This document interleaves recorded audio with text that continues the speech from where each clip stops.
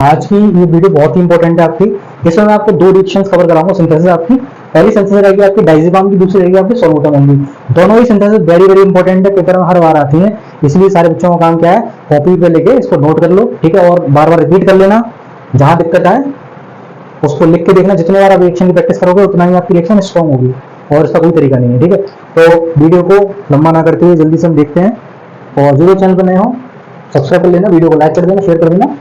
तो देखो बेटा, डायज़ेपाम को बनाने के लिए क्या करते हैं हम, सबसे पहले बेंजीन लेंगे, नीचे क्लोरीन लगा दिया, ऊपर मैंने क्या लगा दिया, अमीन ग्रुप लगा दिया। क्या लगा दिया? अमीन ग्रुप लगा दिया।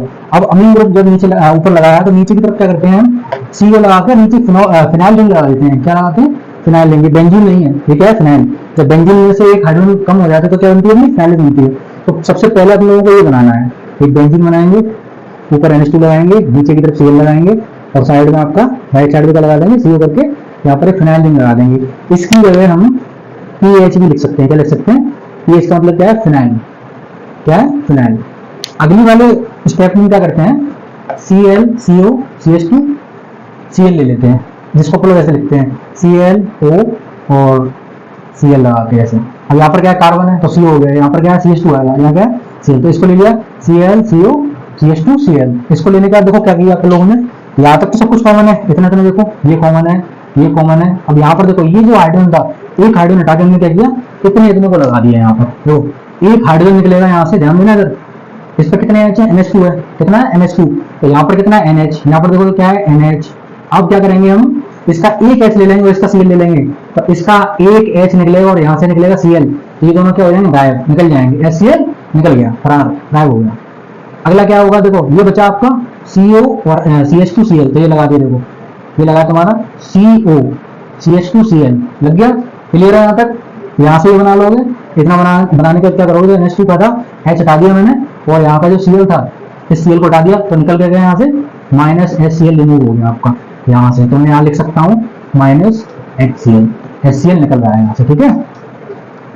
अगले इसमें देखो क्या होगा, अगले स्टेप में देखो क्या करते हैं, इतना बनाने के बाद हम क्या ले लेंगे, NH3 अमोनिया। अमोनिया ले लिए तो क्या करेंगे, अब यहाँ से हम क्या करेंगे, इसको 7 मेंबर्ड कंपाउंड बना देंगे, इसको यहाँ से। तो देखो N ले लिया इसका, यहाँ मैं O को हटाकर यहाँ N लगा दूंगा एक, और इसका जो H ऊपर लगा दूंगा मैं। अब इस O को क्या करूंगा, नीचे ले लूंगा और एक बॉन्ड ऐसे बना दूंगा, तो मेरा 7 मेंबर्ड कंपाउंड मिल जाएगा। बहुत ही दोबारा समझ लो, अमोनिया लिया, इस O को मैंने हटा दिया यहाँ से, रिमूव करके मैंने यहाँ बॉन्ड बना के यहाँ लगा दिया इस O को, ऐसे मान के चलो, ठीक है। और ये जो इसका नाइट्रोजन था, इसको मैंने यहाँ लगा दिया और उनको बॉन्ड से जोड़ दिया। तो देखो 7 मेंबर्ड कंपाउंड मिल जाएगा यहाँ पर हमारा 1 2 3 4 5 6 7 7 मेंबर्ड बनना चाहिए। तो अब आपको ये बन जाएगा डायज़ेपाम का स्ट्रक्चर बन जाएगा। बहुत ही सिंपल था, स्ट्रक्चर याद रखोगे। क्या स्ट्रक्चर है इसका, एक बेंजीन लगी है हमारी, बेंजीन के लेफ्ट में आपको क्या लगा हुआ है, Cl, और यहाँ पर 7 मेंबर्ड कंपाउंड आपको बन जाएगा यहाँ से। तो कैसे बना दिया, यहाँ तक फिनाइल लगा हुआ है, ये N लगा दिया, एक ऊपर ऐसे मोड़ा इधर की तरफ, यहाँ पर C है, यहाँ पर देखो, यहाँ पर क्या आएगा C, यहाँ क्या होगा CH2। कार्बन की वैलेंसी 4 होती है, जब 4 वैलेंसी होगी तो देखो 1 2 3 4, 2 बॉन्ड इधर 2 बॉन्ड इधर, ठीक है, याद रहेगा। तो ये आप बना लेंगे डायज़ेपाम का स्ट्रक्चर, ठीक है। बहुत ही सिंपल सा आपका Cl, यहाँ फिनाइल लगा दिया, Cl हो गया आपका 7 नंबर कंपाउंड में, 1 2 3 4 5 6 7। तो ये है आपका डायज़ेपाम का स्ट्रक्चर। अब इसका यूज देखते हैं बेटा कहाँ है।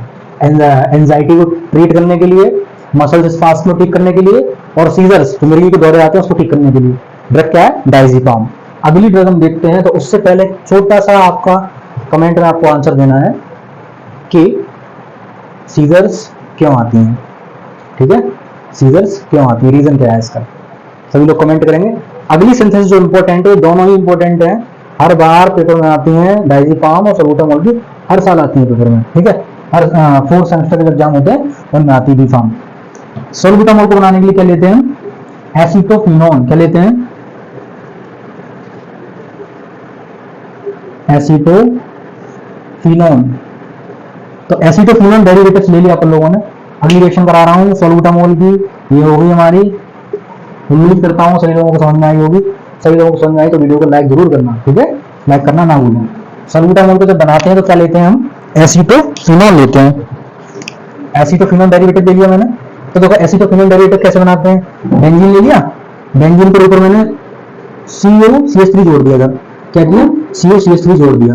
अब COCH3 जोड़ दिया, लेफ्ट में क्या लगा हुआ है आपका, ओ लगा, OH लगा हुआ है, उसको नोट करके अगली रिएक्शन पे ध्यान दो। OH लगा हुआ है, यहाँ पर क्या लगा दिया, COOCH2 CH3। ठीक है, इसको बना लो, इसको बोलते हैं एसीटोफिनोल डेरिवेटिव। पहला स्टेप इसको बनाने के लिए, पहला स्टेप ये है, सोलबुटामॉल को बनाने के लिए पहला स्टेप ये है। ठीक है, इसको कैसे बनाया हमने, बेंजीन ले लिया, COCH3 लगा दिया, और यहाँ पर OH लगा हुआ था, और यहाँ पर मैंने कर दिया COOC2H5 CH2 CH3। इसको क्या बोलेंगे, CH2 लगा देंगे यहाँ पर हम, CH2, बोलो CH2 हो गया। तो देखो, इसके बाद मैंने इस स्टेप में क्या किया, इसके बाद मैंने इस स्टेप में Br2 ले लिया। Br2 लेने के बाद क्या करूंगा मैं, PH CH2 NH2Bu। अब NH2Bu का मतलब क्या है, ब्यूटिल। क्या है, ब्यूटिल। ब्यूटिल का फॉर्मूला क्या होता है, C4H9। क्या होता है, C4H9। और पीएच का मतलब क्या बताया था मैंने अभी, फिनाइल रिंग। क्या बताया था, फिनाइल रिंग। तो पीएच का मतलब क्या है, फिनाइल रिंग। CH2 और CH2 लगा देंगे। तो देखो बेटा क्या करना है, अगले स्टेप में ये ले लिया, ये आ गया अपना। ठीक, अब देखो मैंने क्या किया कि ये जो CH3 है इसको मैं हटा दूंगा यहाँ से, क्या करूंगा, इसको हटा दूंगा। ठीक है, और ये जो तुम्हारा NH है, ये वाला ये NH है, इस NH को यहाँ ले लूंगा। देखो N ले लिया मैंने, H नहीं लिया, केवल N लिया मैंने। N लेकर ये जो तुम्हारा CH2 है, NCH2 ले लिया मैंने। कितना कितना लिया, NCH2, इतना इतना लिया, इतना इतना। N मैंने ये लगा दिया, CH2 मेरा ये आ गया, CH2, NCH2 आ गया। अब ये pH है ना, pH का मतलब क्या है, फिनाइल रिंग, फिनाइल ग्रुप। ये दो ग्रुप ये लगा दिया मैंने, ये pH आ गया। तो इतना इतना समझ में आ गया, N मेरा ये आ गया, CH2 मेरा ये आ गया, और pH ये आ गया। अब देखो नीचे क्या बचा बेटा, नीचे क्या बचा था, ब्यूटिल। क्या बचा था, ब्यूटिल। ब्यूटिल फॉर्मूला क्या होता है, C4H9। क्या होता है, C4H9। तो यहाँ देखो, यहाँ कार्बन लगा हुआ है, कार्बन के चारों तरफ मैंने क्या लगा दिया, मिथाइल मिथाइल मिथाइल, 3 मिथाइल लगा दिए। इसी को मिथ्यत्व क्या बोलते हैं, ब्यूटिल बोल देते हैं। C4H9 इसका फॉर्मूला होता है। तो ये सारी चीज हमारी क्या हो गई, लग गई यहाँ पर। अगले स्टेप में हम क्या करेंगे, इतना बना लोगे, आसान है। ये कॉमन था नीचे तक का, ऊपर हमने बस चेंजिंग किया था। क्या चेंजिंग किया था, NCH2 को लगा दिया, और यहाँ पर मैंने क्या लगा दिया, TBU का मतलब ब्यूटिल लगा दिया। देखो कार्बन, इसमें यहाँ तक तुमने कर लिया। यहाँ इसको बना लोगे, ये बेंजीन लगाकर, OH लगाकर, ये तुम्हारा कॉमन रहेगा, COCO CH2 CH3। अब यहाँ पर देखो करना क्या है, इसको बनाने के लिए करना क्या है, थोड़ा ध्यान देना।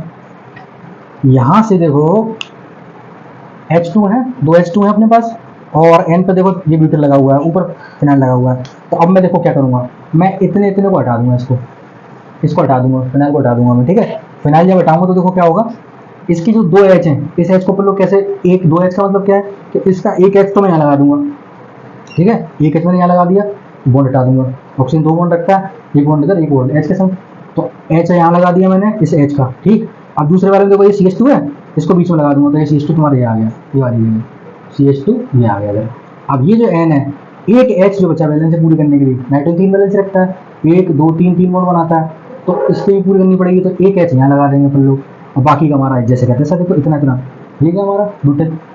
बहुत ही सिंपल रिएक्शन है सॉल्बुटामॉल की। सबसे पहले एसीटोफिनोल डेरिवेटिव लेंगे, बेंजीन बनाया, OH लगाकर यहाँ पर CO और O CH2 CH3 बना दिया, यहाँ पर CO CH3 बना दिया। Br2 ले लिया, PH मतलब फिनाइल, CH2 N, यहाँ पर देखो ये ले लिया, CH2N का मतलब क्या है कि ये जो N है और ये CH2 साथ में लगा दिया, PH फिनाइल लगा दिया। TBP का मतलब एक नाइट्रोजन से ब्यूटिल ग्रुप लगा दिया। उसके बाद मैंने कहा कि ये जो 2 हाइड्रोजन थे इसके, एक H मैंने इसके संग लगा दिया, एक H इसके संग लगा दिया। देखो एक H यहाँ आ गया, एक H यहाँ आ गया, बचा ये तुम्हारा CH2 बीच में लगा दिया था। अब ये जो फिनाइल ग्रुप बचा इसको हटा दिया। तो ये है अपना फाइनल स्ट्रक्चर सॉल्बुटामॉल का।